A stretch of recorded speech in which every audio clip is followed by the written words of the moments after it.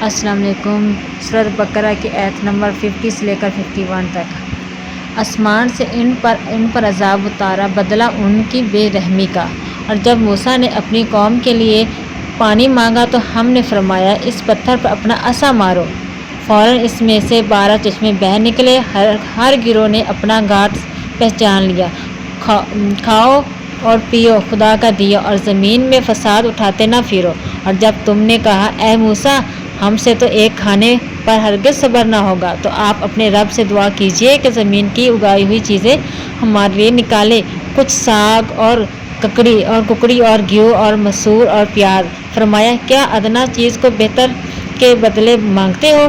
اچھا مصر یا کسی شہر میں اترو، وہاں تمہیں ملے گا جو تم نے مانگا۔ اور ان پر مقرر کر دی گئی خواری اور ناداری، اور خدا کے غضب میں لوٹے۔